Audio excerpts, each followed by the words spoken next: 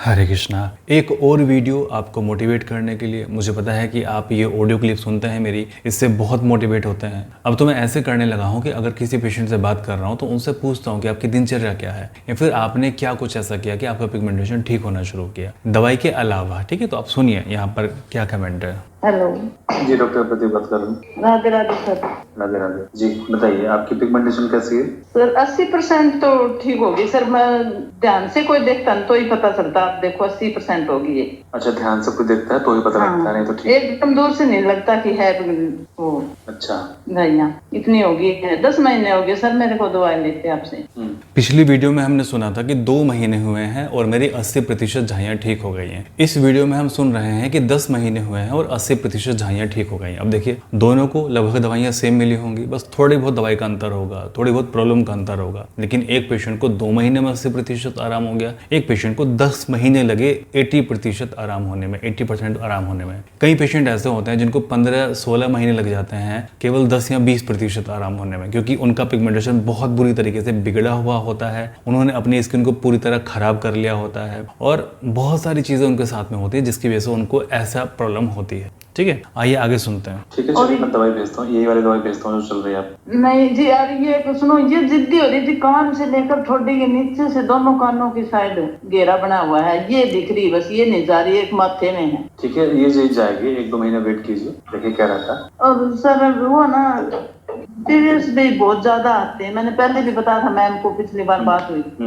तो पता नहीं इतना क्यों आते हैं। एक वीक तक रहते हैं, ज्यादा ही तक 7 दिन रहता है ना? हाँ जी। शुरू से ऐसा है कि अभी हो रहा है? नहीं, अभी 1-2 साल से हो रहा है जी, 1-1.5 साल से। देखिए आपकी एज मुझे लगता है 44 है ना? हाँ जी, 44 नहीं जी, 47 चल रहा है। 47, हाँ तो ये मेनोपॉज चल रहा है आपका, और मेनोपॉज में यही रहता है, कभी ज्यादा कभी कम। हाँ यही हो रहा है। और एक साल पहले ना मेरे पूरे बॉडी में ऐसे गर्मी में इतना जलता था ना, जलन जैसे चेहरे पे निकलती थी ना, इस तरह निकलती थी। अब तो पता नहीं आपकी दवाइयों से ठीक हो गया। हाँ, वो दवाई दी गई थी आपको उस तरह की। हाँ जी। और पैरों में तो है अभी भी, नीचे ऐसे लगता है कि फर्श पे नंगे पाँव चलूं तब ठंडा लगेगा। अभी ऐसा है ना, अभी आपका मेनोपॉज चल, अभी आप हार्मोन चेंजेस से गुजरेंगे। ठीक है, हो सकता है कि आपका पीरियड भी बंद हो जाए, तो उस कंडीशन में देखते हैं कि वो हीट जो निकल रही है, गर्मी जो निकल रही है, उसका क्या रहता है। कई महिलाओं का ऐसा होता है कि जब उनका हार्मोन पीरियड चेंज हो रहा होता है उस समय गर्मी निकलती है। हाँ जी। ठीक है, बाद में ठीक हो जाती है। हाँ जी, बहुत ज्यादा। अब की बार तो मेरे को आपकी दवाई से ही लगा कि नहीं तो ऐसे बच्चे के पास भी हाथ लग जाता तो मम्मी कितनी जड़ रहे हो आप। अच्छा, नहीं वो हमने पित्त बैलेंस किया ना आपका। अच्छा जी। तो पित्त बैलेंस होने से, हाँ, तो आपका पित्त बैलेंस होने से आपके शरीर के अंदर वही बैलेंस हुआ आपका जो हीट थी। और एक अब की बार आपने मीडियम। हाँ जी, हाँ बताइए। वो कोई क्रीम बताई क्या आपने?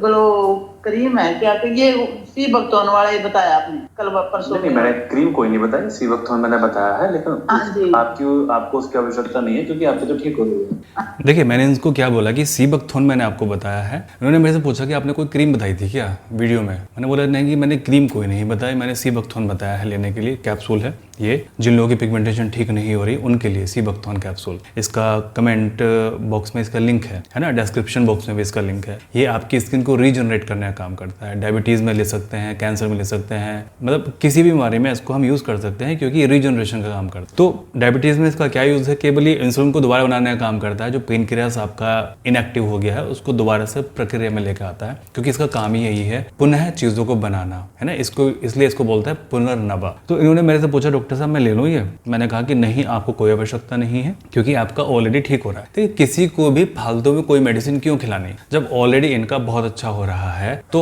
मैं तो नहीं दूंगा, मैं तो कोई सजेस्ट नहीं करूंगा इनको कि आप ये मेडिसिन शुरू करें। ऑलरेडी इनका ठीक हो रहा है, बिल्कुल बहुत अच्छे से ठीक हो रहा है। तो अब इन्होंने क्या कहा कि इनके शरीर से हीट निकलती थी बहुत ज्यादा। अब आप में से कई महिलाएं या कई भाई बंधु ऐसे हैं कि जिनके हाथ पांव से बहुत हीट निकलती है। मेरी भी निकलती थी बहुत ज्यादा हाथ पांव से हीट, क्योंकि मेरा पित्त उस समय इम्बैलेंस रहता था। मतलब ये लगा लीजिए कि पिछली गर्मी मेरे से बर्दाश्त नहीं हुई। मतलब मैं पैरों को गीला करके सोता था, पैरों की तरफ को चादर गीली कर लेता था, वैसे करके सोता था कि मुझे ठंडा लगता रहे। इवन गीली चादर कर लेता था पैरों के ऊपर। तो इस तरीके से इतनी हीट निकलती है, बट इस बार बिल्कुल ओके है। तो कई महिलाएं ऐसी हैं, उन्होंने बताया कि मुझे हीट निकलती थी, अब हीट नहीं निकलती है, अब मेरा बिल्कुल ठीक है। हाँ, मेनोपॉज में जब महिलाओं के पीरियड बंद होने वाले होते हैं तो उनको समटाइम हीट का सामना करना पड़ता है, और ये जो प्रॉब्लम है ये होम्योपैथी में बहुत इजीली सॉल्व हो जाती है। तो इनका पिगमेंटेशन जा रहा है, खुशी की बात है, 80% ठीक हो गया है। दूर से नहीं दिखता लेकिन जब हम पास से देखते हैं तो दिखता है। पता है आपको, मैंने रील देख रहा था, मैं अचानक से मेरे सामने आ गई तो उसमें महिला ने दिखाया कि देखो अगर आप कैमरे को इतने पास से करके देखते हो ना तो आपको सारे के सारे दाग धब्बे, ओपन पोर्स नजर आते हैं अपने चेहरे में। लेकिन अगर आप दूर कर लो उसी कैमरे को तो आपको कुछ नजर नहीं आता, आपका प्लेन चेहरा नजर आता है। यही चीज है, अगर आप लेंस से अपने चेहरे को दिखना शुरू कर दोगे ना आपको इतने गहरे गहरे गड्ढे दिखेंगे अपने चेहरे में। लेकिन अगर आप दूर से देखोगे तो आपको कुछ नहीं दिखेगा। और बहुत सारी महिलाएं यही तो करती हैं, बहुत सारी महिलाएं ये करती हैं कि वो अपने चेहरे को बिल्कुल पास से देखते हैं, ऐसे लाके शीशे के बिल्कुल पास, देखो यार ये क्या हो गया, ये क्या हो गया, अभी तो है कुछ यहाँ पे। जबकि अगर सामने कोई ऐसे व्यक्ति खड़ा है ना इतनी दूर, उसको नहीं दिखेगा कि इनको कोई समस्या है, लेकिन वो इतनी पास से आकर देखती है मेरे तो समस्या है। ये समस्या नहीं है, ये मानसिक तौर पर बीमारी है। ठीक है, अगर आपके कोई व्यक्ति इतना डिस्टेंस पे खड़ा है जितना नॉर्मल बात कर सकता है उसको नहीं दिखाई दे रहा तो आपकी स्किन में कोई परेशानी नहीं है। अगर आप अपनी स्किन में प्रॉब्लम ढूंढने बैठोगे आपको मिल जाएगी। मेरी भी स्किन में मुझे प्रॉब्लम मिल जाएगी अगर मैं ऐसे ऐसे करके शीशे के सामने दिखूंगा तो। ठीक है, हर किसी की स्किन में प्रॉब्लम मिलेगी, वो चाहे जिसकी स्किन कितनी भी ग्लास स्किन हो, अगर वो भी ध्यान से दिखना शुरू करेगा अपनी स्किन को,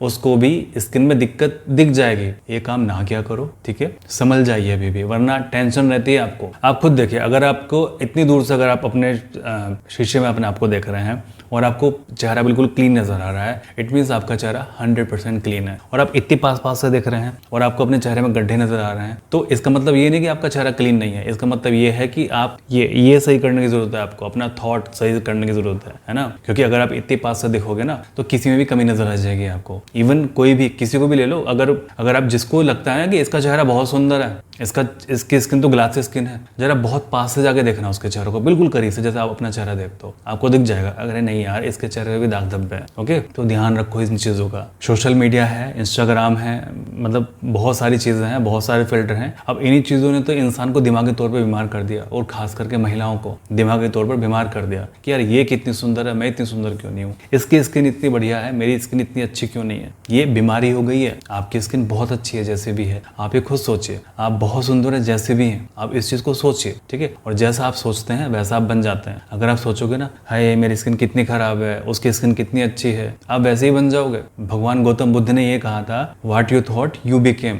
यानी कि जैसा आप सोचोगे वैसा बन जाओगे। तो जरा सही सोचो। ठीक है, चलिए, मुझे यही समझाना था आपको। मैं प्रार्थना करता हूँ आप हमेशा खुश रहें, आपका परिवार हमेशा खुश रहे, आप स्वस्थ रहें, आपका परिवार हमेशा स्वस्थ रहे, परमात्मा सभी का भला करे।